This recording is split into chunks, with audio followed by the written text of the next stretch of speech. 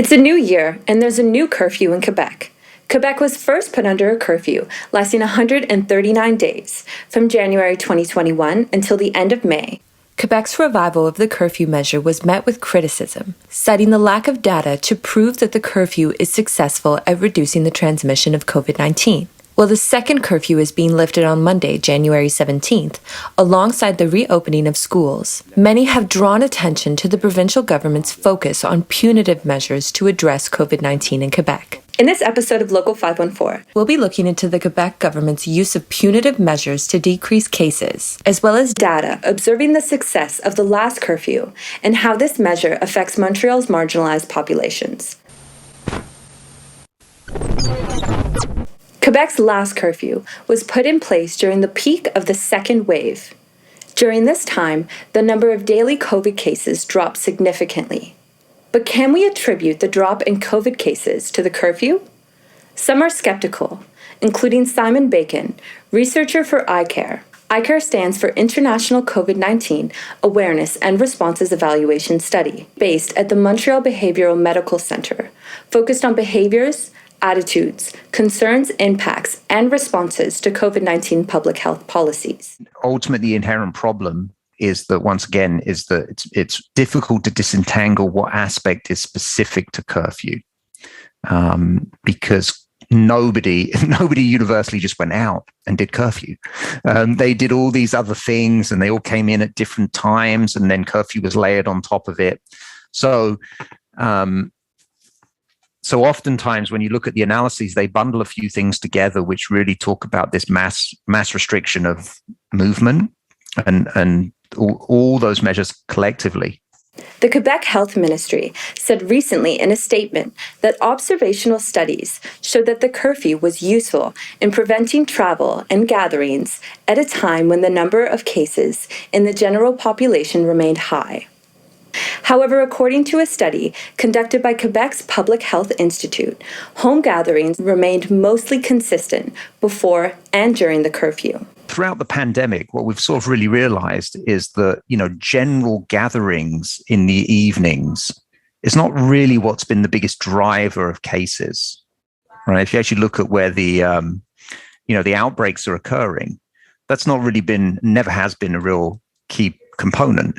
We're pretty desperate at this point in time, so all measures are good measures to some degree. But is it the most efficient? Is it the most effective? It's certainly going to be the one that carries the most amount of pushback.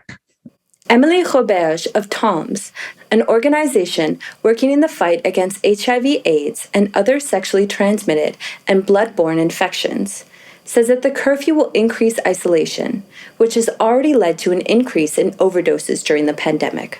If you're overdosing and you're alone, nobody can intervene, call 911, give you naloxone. Mental health issues and psychological distress experienced by a lot of drug users might also increases the risks of overdose, either because they are using alone and because they're using different substances than what they're used to. Isolation can cause various dangerous situations, including those experiencing domestic violence from a partner being isolated with their abuser. At least 18 women were killed by their partners in 2021 in Quebec, marking the highest number in years. The pandemic was a factor in the increase in violence, experts say. During the second wave of COVID-19 in Canada, Quebec was listed as the second most punitive province in a study conducted by the Canadian Council for Civil Liberties, also known as the CCLA. During the curfew, $31 million in fines were handed out. There's too many tickets that were given. I'm not really sure how this is going to be useful for the health, for the public health of the province.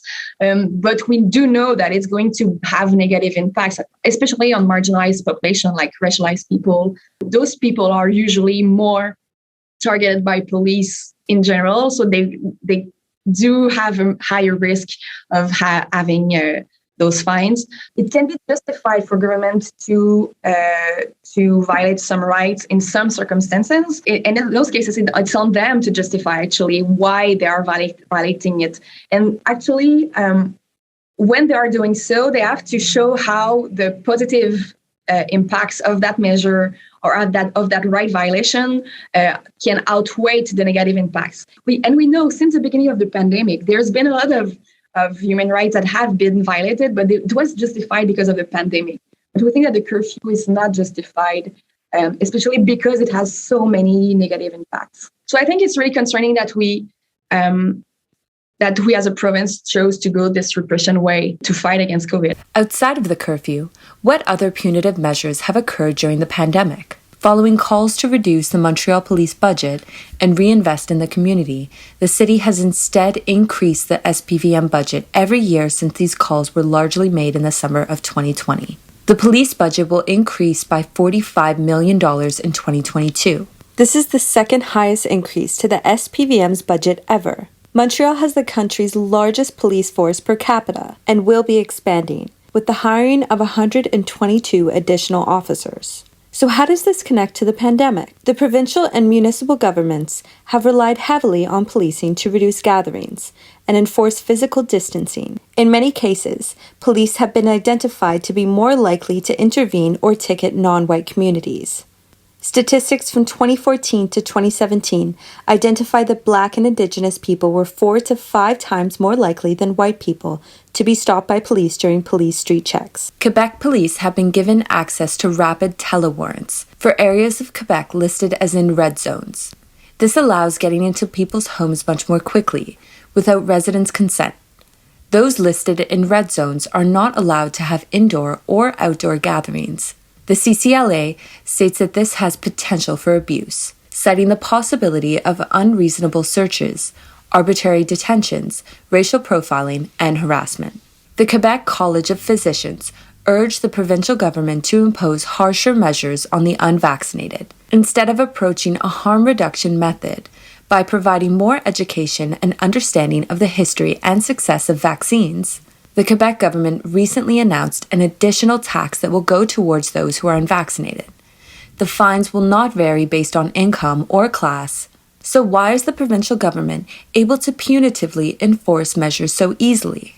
Descouteau says the government was able to mandate the curfew so easily this time and in 2021 as Quebec is in a state of emergency, which allows the government to make public health decisions without public consultation and approval from the National Assembly. This state of emergency allows the government of Quebec to make decisions regarding health measures to be taken without having to consulting with the National Assembly. And this is really concerning for us because it means that those decisions are taken without being debated, without consulting the population or people, or without taking into account the opinions and the considerations of people who are really affected by those measures. If we remove the state of health emergency, we would be able to discuss about it publicly, and this would be better for our democracy. We've been writing to the government to ask them to put an end to the health emergency. But what can be done, actually, it's the government itself could choose to not renew it. And they are the one to have the power to not renew it. In some cases, such as with the vaccine passports, the government held public consultations and sought approval from the National Assembly. Instead of waiting until cases were at an all-time high and focusing on punitive measures, some say the government could have predicted the spike in cases due to the Omicron variant and acted sooner. They've completely ignored most of the European data in general. So, when asked the question a few weeks ago, right, did you see this coming? Would you have done things differently? The government going, who could have predicted this?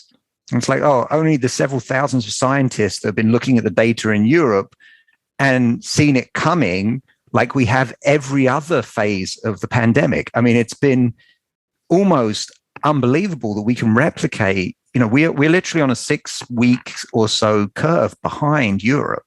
So whatever happens in Europe, we know 6 weeks later it's going to happen here.